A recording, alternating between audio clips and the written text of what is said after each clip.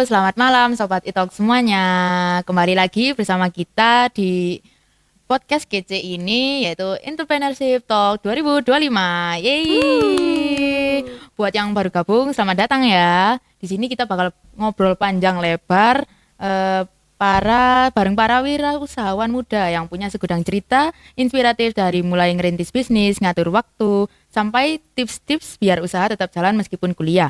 Pokoknya bakal banyak banget insight yang bisa kalian dapetin. Oke, sebelum kita mulai pembicaraan hari ini, kenalin dulu aku, host kece, yaitu Valen dari KM 4C, yang bakal nemenin di episode 2 hari ini.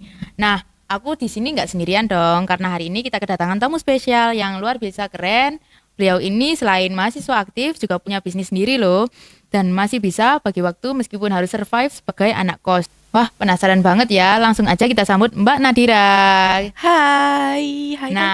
apa kabar? Boleh dong kenalan dulu dari ke sobat-sobat Itol di rumah. Halo Sobat Italk semuanya, kenalin aku Nadira, aku dari IKM 4D. Nah, salam kenal Mbak Nadira. Salam kenal. Gimana nih setelah melewati 1 minggu full UAS, lumayan padat gak sih Mbak? Spill dikit Betul, dong. betul.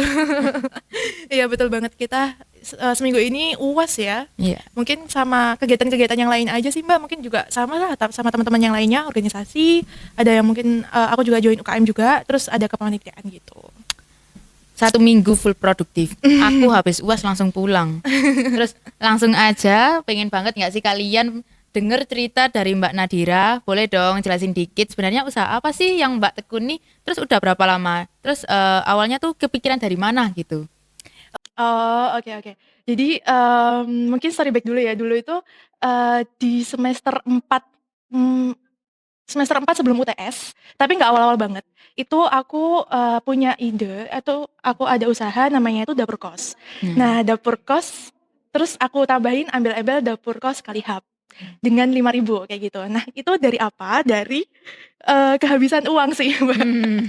Ya, ya, Sebagai ya. anak kos gitu ya, sebagai anak kos akhir bulan pada saat itu aku inget banget cash yang ada di dompet aku tuh tinggal 50.000. Terus habis itu tapi yang ada di rekening itu masih waktu itu mungkin 100 gitu ya. Pokoknya udah dikit banget tapi yang cash yang bener-bener cash itu tinggal 50.000. Hmm. Dan pada saat itu, di akhir bulan itu masih kayak 2 minggu atau seminggu sebelum aku perpulangan. Nah, sebagai anak kos yang baik nih, Ya, ya, itu, ya. nggak enak kalau seumpama ngiyain orang tua buat dikirim Oh lagi. Nah, ya. dengan 50.000 itu gimana ya caranya biar maksudnya aku tetap bisa pulang nanti, 2 minggu lagi aku bisa pulang sama aku bisa makan. Hmm. Dari situ aja sih. Terus habis itu di kulkas, itu emang aku nyetok ayam kan, terus aku juga lagi ada bumbu balado, pada saat itu aku buat dan ternyata hasilnya tuh banyak. Terus habis itu, "Opo yo, ya opo iki aku iso gimana caranya aku bisa makan 2 minggu ke depan, tinggal ayam di kulkas sama bumbu balado Hmm. itu." Terus akhirnya kepikiran lah, gimana kalau seumpama misal aku bikin nasi cokot. Nah, di Hmm. situ mulai nasi cokot, yang ada isiannya ayam suwir. Terus sama, kayaknya kurang deh kalau cuman ini aja, kayak gitu. Terus pada saat itu aku suka sandwich yang diisi sama sosis aja, diisi sosis, Hmm. terus timun, pokoknya sandwich yang kayak biasanya aja lah. Itu aku suka itu juga. Terus kayaknya oke juga nih kalau seumpama dijual dan 5.000 kayaknya juga masih bisa untung, kayak gitu. Dimulai dari situ sih, terus akhirnya beraniin diri buat, bukan buka sih, kayak mulai aja, mulai masak itu, terus, akhirnya aku tawarin ke teman-teman kelas dulu sih, Mbak. Aku tawarin ke teman-teman kelas, terus awalnya juga nggak yang terus habis itu direspon dengan baik, itu juga enggak pastinya. Maksudnya nggak yang terus habis itu rame gitu, enggak. Cuman, dari dikit-dikit dulu, terus habis itu ke teman-teman yang lain kelas itu yang kenal-kenal dulu, terus ya udah dari situ dan ternyata memang, cukup survive bisa sampai dari, yang 50.000 sampai akhir 2 minggu nantinya itu dan bisa pulang ke Nganjuk, Hmm. kayak gitu sih. Agak itu ya ribet ya pertanyaannya gitu kayak susah nyari makan terus sungkan mau minta uang gitu terus dari awalnya yang iseng-iseng buat gini terus jadi serius keren banget sih Mbak. Terus ngomong-ngomong soal perjalanan tadi nih aku penasaran kan dalam menjalankan usaha itu nggak pasti kayak ada suka duka terus kayak susahnya nyari bahan-bahan dan lain-lain boleh dong Mbak diceritain biar sobat-sobat nih juga kebayang gitu gimana rasanya jadi wirausahawan muda gitu. Oh, iya iya. Sebetulnya kalau seumpama naik turun itu aku yang belum yang sebegitunya sih, karena mungkin aku juga baru ya. Mengingat aku mulainya yang benar-benar usaha sendiri itu baru yang semester 4 kemarin itu, yang awal itu. Terus sampai sekarang itu maksudnya juga yang nggak yang naik turun kayak gitu dan aku selalu berusaha buat bikin have fun aja sih gitu. Nah, tapi di sini tuh ternyata yang emang bikin aku banyak belajar ketika kita berjualan dan itu adalah hasil karya kita sendiri. Maksudnya itu kan aku masak sendiri ya, aku masak sendiri, terus aku bungkus sendiri, itu rasanya ternyata tuh beda. Sebelumnya mungkin kita, mungkin hampir semua teman-teman juga udah pernah ngerasain kita danusan gitu ya kalau ikut Iya. kepanitiaan. Emang sih bener seneng kayak rasanya kalau, kejual, tapi ternyata kalau hasil karya kita sendiri itu rasanya beda gitu. Apalagi waktu kita masak dan lain sebagainya itu feel-nya beda, pride-nya beda aja sih gitu. Gitu gitu. Terus, aku kan kepikiran nih, aku juga rantau, yang ngekos gitu, Mbak juga ngerantau juga nih. Terus Mbak juga aktif organisasi, terus, juga menjalani usaha. Gimana sih rasanya jadi anak kos yang harus bagi waktu buat semuanya? Ada nggak momen yang struggle, susah bagi waktu gitu? Oh, nah itu tadi kembali ke tadi, aku berusaha buat, kayak gini tuh, apa namanya, dibuat have fun aja. Jadi pada saat itu pagi aku masak, aku bawa ke kelas, habis alhamdulillah nggak habis, aku makan sendiri, kayak gitu. Mmm. Jadinya untuk struggle mungkin karena dari masih awal ya, jadi masih yang belum sebegitunya, tapi mungkin pada saat nyari bahan itu cukup oke sih. Ya maksudnya kita habis kuliah kadang capek, terus ada rapat dan lain sebagainya, tapi kita harus, cari bahan buat besok jualan lagi. Nah itu ada kerasa pada saat itu juga. Berarti sampai bosen-bosen ini makan jualan sendiri. Terus aku nih juga sempat dengar-dengar gitu, katanya Mbak Nadira pernah ikut PKMK ya? Mhm mhm Terus mhm mhm. dapat pendanaan juga. Iya. Nah, itu boleh diberi dong ceritanya gimana? Oke, kalau PKMK pada saat itu emang awalnya ya, Mbak, awalnya PKMK itu di semester 1 liburan, pada saat itu diajak lah sama teman, namanya Nindi, Nindi IKMD, halo Nindi IKMD. Nah itu, diajak, "Ayo, PKM," pada saat itu, tapi kita nggak langsung menjurus ke PKMK. Nah tapi, mikirnya itu karena masih semester 1, jadinya apa ya yang bisa kita reach out gitu, dengan kita yang masih semester 1 gitu. Mau PKM yang PM juga masih belum nyampe ilmunya gitu, jadi kayaknya ini memang PKMK yang paling masih bisa kita gapai lah istilahnya kayak gitu, masih ada peluang buat ke sana. Nah jadinya oke PKM. Nah pada saat itu PKMK judulnya, dimulai dari judul itu juga mikir juga maksudnya kayak agak lama sehingga nanti waktu nemuin thread baru kita bentuk proposal dan lain sebagainya. Terus akhirnya bisa ke PKM pendanaan itu. Terus PKM itu sampai akhir nggak sih timnya Mbak itu? Enggak, jadi kalau PKM itu nanti sebetulnya yang benar-benar akhir itu keluarnya ke PIMNAS, Mbak. Jadi habis PKM kita upload proposal, terus nanti namanya PKP 2. Jadi PKP 2 tuh kalau kita udah pendanaan, kita proposal sudah didanai, terus kita melakukan kegiatan sesuai dengan kegiatannya masing-masing. Kalau PKMK berarti kita berjualan gitu ya. Terus habis itu nanti ada PKP 2, itu kayak pemantauan kayak gitu, kayak nanti ada laporan yang kita outputnya ada laporan, terus kita nanti presentasi. Kalau baru lolos itu, barulah ke PIMNAS. Nah, pada saat itu hanya sampai PKP 2 aja, nggak sampai ke PIMNAS kayak gitu. Nah, katanya Mbak didanai ya? Spill dikit dong berapa? Oh iya, pada saat itu judulnya dulu ya. Mungkin judulnya itu aku ambilnya yogurt dengan ekstrak daun kersen untuk penderita diabetes kayak gitu.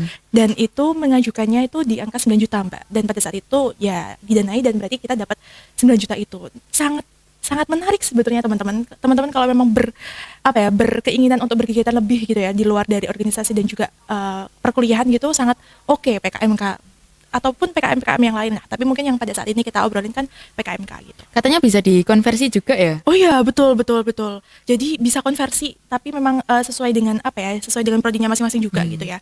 Jadi konversinya pada saat itu mengajukan boleh 6 SKS. Aku taunya ini yang PKMK aja ya guys.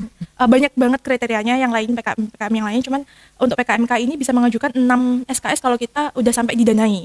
Nah, untuk 6 SKS ini kemarin tuh aku memanfaatkannya di 4 SKS aja, KWU sama PGM kayak gitu. Berarti sisa 2 nih? Iya, sisa 2 dan itu sebetulnya bisa diambil, tetapi memang kayak harus itu sih Mbak, harus mata kuliah yang linier kayak gitu. Dan pada saat itu dari aku dan juga temanku itu mikirnya kayaknya cuma 2 ini yang sekiranya tuh bisa linier kayak gitu. Nah, dari panjang lebar itu tadi berarti kan ada suka dukanya nih.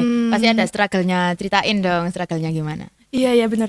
Jadi padahal kelompok aku itu nggak sampai PIMNAS ya Mbak, tapi ternyata sampai ke PKP 2 aja itu menurut kami itu pada saat itu emang cukup berat gitu. Soalnya ketika kita sudah didanai berarti kan kita harus melaksanakan apa yang ada di proposal itu ya. Dan ternyata tuh nggak mudah gitu. Pada saat itu emang kita punya ide, tetapi kita belum pernah merealisasikan benar-benar sampai bikin yogurt yang ada ekstrak daun kersennya gitu.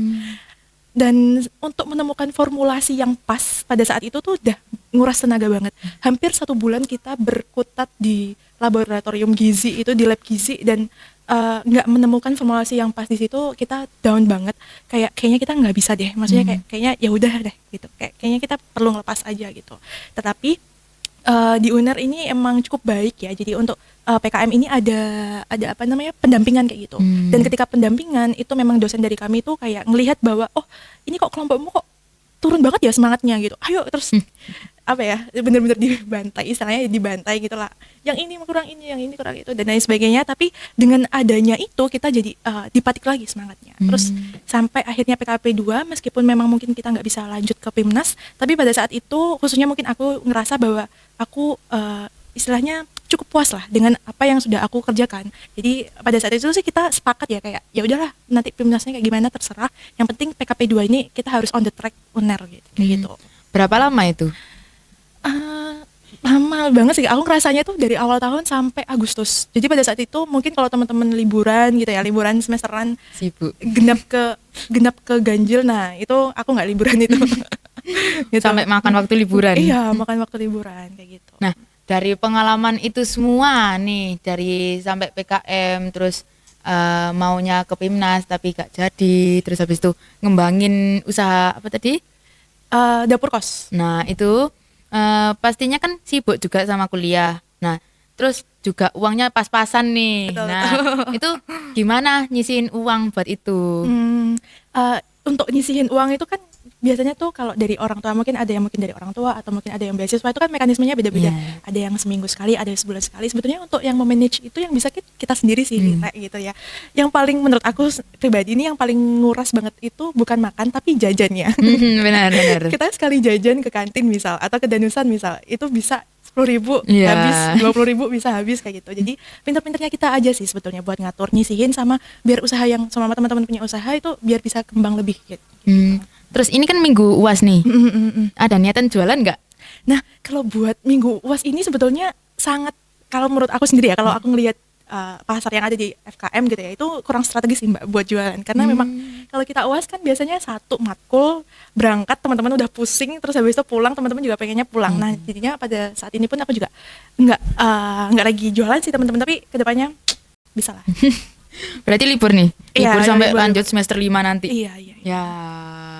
Terus ada nggak keinginan tahun ini ikut lagi PKM itu tadi? Oh, PKM mungkin ada, cuman kayaknya di PKM yang lain. Kita coba PKM yang lain biar experience-nya nambah. Oh ya, lain, nambah gitu. pengalaman. Iya. Nah, teman-teman, nggak kerasa kita udah ngobrol panjang lebar bareng Mbak Nadira.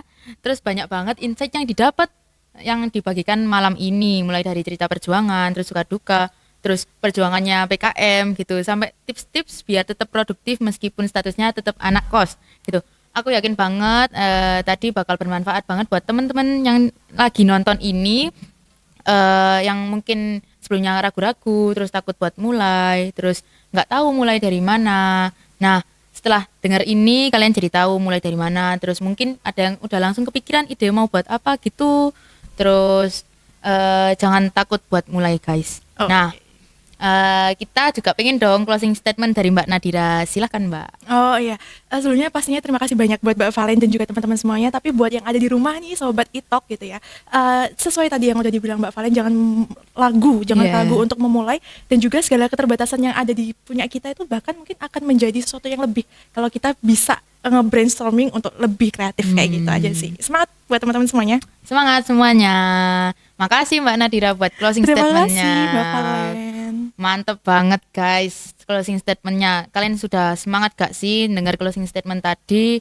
Terus semoga cerita dari Mbak Nadira tadi bisa jadi semangat baru buat kita-kita, buat sobat iTalk yang lagi nonton ini, yang mungkin lagi struggle atau masih takut. Dan buat kamu yang lagi dengerin, jangan lupa ikutin terus episode-episode selanjutnya karena masih banyak banget kisah seru dan inspiratif dari wirausahawan muda lainnya yang gak kalah keren. Aku Valen, pamit undur diri. Terima kasih sudah dengerin sampai akhir. See you in the next video. See you. Dadah.